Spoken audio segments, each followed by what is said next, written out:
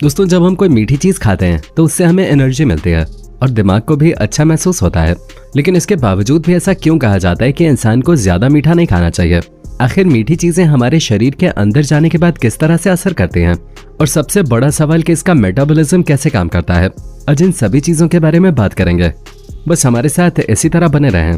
दोस्तों, सबसे पहले तो आपको ये बता दें कि कोई भी मीठी चीज जिसे हम खाते हैं उसे बायोकेमिस्ट्री की भाषा में कार्बोहाइड्रेट कहा जाता है और पचने के बाद यही कार्बोहाइड्रेट अलग अलग परिवर्तित हो जाता है। जैसे ही हम कोई मीठी चीज खाते हैं तो हमारे शरीर के अंदर जाने के बाद वो अपने सबसे सिंपलेस्ट फॉर्म ग्लूकोज, ग्लैक्टोज और फ्रुक्टोज में टूटकर हमारी आंतों से ऑब्जर्व होकर हमारी ब्लड वेसल्स में चली जाती है।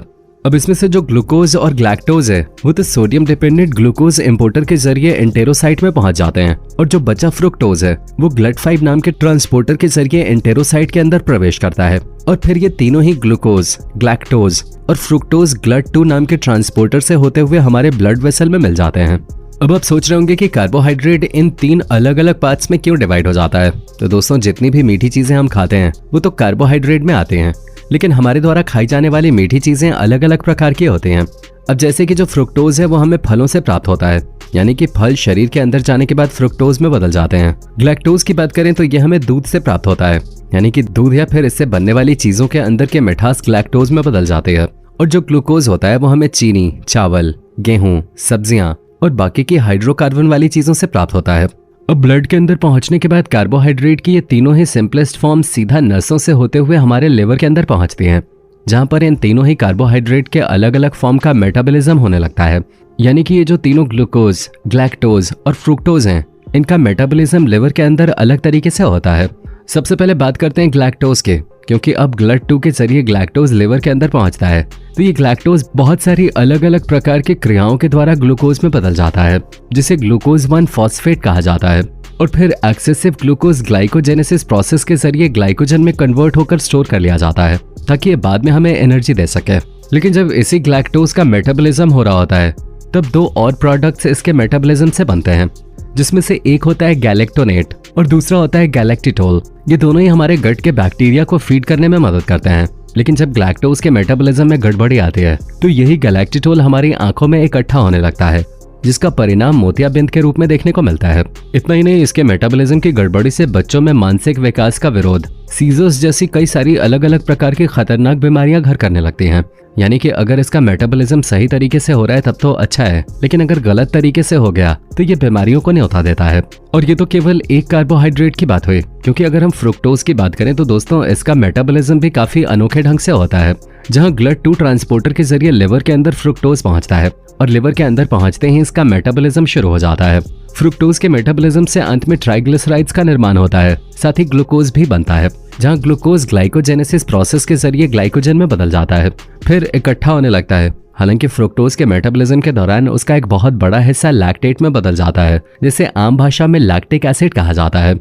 लेकिन दोस्तों, शरीर के अंदर फ्रुक्टोज की कमी या इसके मेटाबॉलिज्म में कहीं गड़बड़ी आ गई, या फिर अगर फ्रुक्टोज को ट्रांसपोर्ट करने वाले ट्रांसपोर्टर में गड़बड़ी हो जाए तो इस तरह की कंडीशन में कई तरह की बीमारियों का सामना करना पड़ सकता है, जिसमें सबसे बड़ी बीमारी नपुंसकता है। जी हाँ, असल में ये प्रैक्टिस हमारे शरीर में बहुत ही अहम भूमिका निभाती है। इसलिए अगर इसमें कोई दिक्कत आ जाती है तो शरीर से जुड़ी कई सारी बीमारियां तो होती हैं, लेकिन नपुंसकता जैसी चीज से भी गुजरना पड़ सकता है। इसलिए आपका शरीर कैसा है और किस तरह से काम करेगा, उसका ज्यादातर हिस्सा इस बात पर निर्भर करता है कि आप क्या खाते हैं। दोस्तों, अब आते हैं ग्लूकोज पर और ये जानने की कोशिश करते हैं कि आखिर इसका मेटाबॉलिज्म कैसे होता है। ग्लूकोज भी हमारे लिवर में बाकी कार्बोहाइड्रेट्स की तरह ही GLUT2 ट्रांसपोर्टर के जरिए आता है, लेकिन जब ये लिवर के अंदर प्रवेश करता है तो या तो इसका ग्लाइकोलाइसिस होकर ये ATP का निर्माण करता है, जिसे आप आम भाषा में एनर्जी भी कह सकते हैं, या फिर ये ग्लाइकोजेनेसिस के जरिए ग्लाइकोजन में कन्वर्ट हो जाता है और लिवर में ही स्टोर हो जाता है, जैसे कि बाकी के कार्बोहाइड्रेट होते हैं। लेकिन अगर इसके मेटाबॉलिज्म में गड़बड़ी आ गई, डायबिटीज जैसी बड़ी बीमारियों का सामना करना पड़ता है। असल में लिवर के अंदर अब्जॉर्प्शन के बाद ग्लूकोज, फ्रुक्टोज और ग्लैक्टोज ब्लड में ट्रैवल करते रहते हैं, जिसमें से अधिकतर लिवर में जाकर प्रोसेस हो जाते हैं और तब प्रोसेस होने के बाद ग्लूकोज ब्लड में फ्री ट्रैवल करते रहते हैं और शरीर के अलग अलग टिश्यूज में जाते हैं और वहां पर ग्लूकोज हमारे हर एक सेल में प्रवेश करके ग्लाइकोसिस के जरिए माइटोकॉन्ड्रिया में एंटर होकर सेल्युलर रेस्पिरेशन में हिस्सा लेते हैं। जिससे एटीपी का निर्माण होता है। लेकिन कुछ टिश्यू ऐसे होते हैं जिसमें खास तरह का ट्रांसपोर्टर होता है जो कभी भी ग्लूकोज को डायरेक्टली सेल में एंटर नहीं करने देता। अब ऐसे टिश्यू जिसमें ग्लूकोज इनडायरेक्टली सेल में एंटर नहीं कर पाता है, उसके लिए इंसुलिन की आवश्यकता होती है। ऐसे स्पेशल किस्म के टिश्यू हमारे शरीर में मसल ऑडिपस टिश्यू में होते हैं, जिनमें ऊपर एक स्पेशल किस्म का इंसुलिन डिपेंडेंट ग्लूकोज ट्रांसपोर्टर पाया जाता है, जिसे GLUT4 ट्रांसपोर्टर कहते हैं, जहां इंसुलिन आता है और इन सभी GLUT4 ट्रांसपोर्टर को खोलता है, तब जाकर इनके अंदर ग्लूकोज प्रवेश कर पाते हैं। यानी कि अगर इन टिश्यू में इंसुलिन नहीं बनेगा तो ये ग्लूकोज ब्लड में ट्रैवल करता रहेगा और पेशाब के जरिए बाहर निकल जाएगा। इसका हमारी बॉडी के ऊपर कोई भी फायदा नहीं हो पाएगा और हमारी मसल्स को एनर्जी नहीं मिल पाएगी, और इसी कंडीशन को डायबिटीज कहा जाता है। आपने अक्सर देखा होगा कि जो लोग डायबिटीज से जूझ रहे होते हैं उनकी बॉडी में ज्यादा एनर्जी नहीं होती। वो लोग खाते तो हैं लेकिन खाया पिया उनके शरीर को ठीक तरह से लगता नहीं है। उन्हें वजन से जुड़ी समस्या भी झेलनी पड़ती है। और साथ ही अगर डायबिटीज वाले इंसान को कोई छोटी मोटी बीमारी हो जाए या फिर उसे चोट लग जाए तो उसे ठीक होने में भी काफी लंबा वक्त लग जाता है, क्योंकि जो सेल्स बीमारियों और चोट वगैरह के बैक्टीरिया से लड़कर उन्हें ठीक करते हैं, उन सेल्स के अंदर एनर्जी ही नहीं पहुंच पाती है, इसलिए उनके लड़ने की क्षमता बहुत कम हो जाती है। इसलिए जब तक इंसान का डायबिटीज कंट्रोल में नहीं रहता तब तक उसे कोई ना कोई परेशानी अपनी चपेट में लेती ही रहती है। यानी कि दोस्तों, साफ शब्दों में कहा जाए तो जितना ग्लूकोज शरीर को चाहिए होता है उतना ग्लूकोज तो ग्लाइकोलाइसिस के सेल्यूलर रेस्पिरेशन के जरिए एनर्जी में कन्वर्ट हो जाता है। बाकी का बचा हुआ ग्लूकोज ग्लाइकोजेनेसिस के जरिए ग्लाइकोजन में बदलकर हमारे लिवर, हमारे मसल्स और हमारे एडिपस टिश्यूज में जाकर इकट्ठा हो जाता है। और ये तो हम आपको बता ही चुके हैं कि जो फ्रुक्टोज होता है वो ट्राइग्लिसराइड्स में भी बदल जाता है।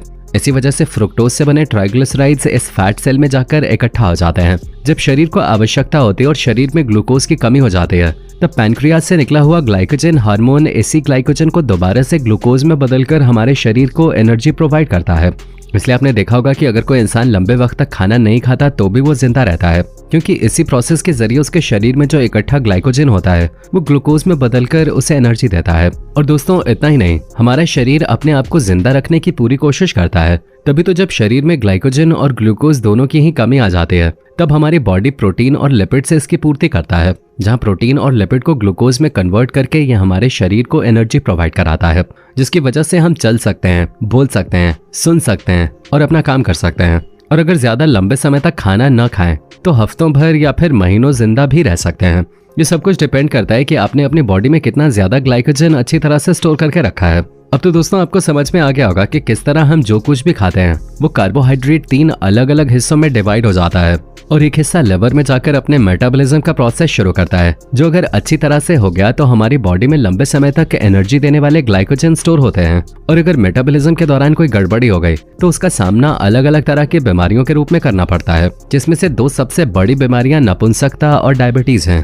इसलिए अगर आपको इस तरह की बीमारियों से दूर रहना है और हमेशा स्वस्थ रहना है तो इस बात का पूरा ख्याल रखें कि जो कुछ भी आप खा रहे हैं वो सही मात्रा में और सही तरीके से खाएं। बाकी दोस्तों, हमने तो अपनी तरफ से आसान भाषा में आपको कार्बोहाइड्रेट का मेटाबॉलिज्म समझाने की कोशिश की है। उम्मीद है आपको सब कुछ अच्छे से समझ में आ गया होगा। अगर हाँ तो वीडियो को लाइक करना बिल्कुल ना भूलें, और अगर आप इसी तरह की शानदार वीडियोस को लगातार देखना चाहते हैं तो चैनल को फटाफट सब्सक्राइब कर दें और बेल आइकन को दबाना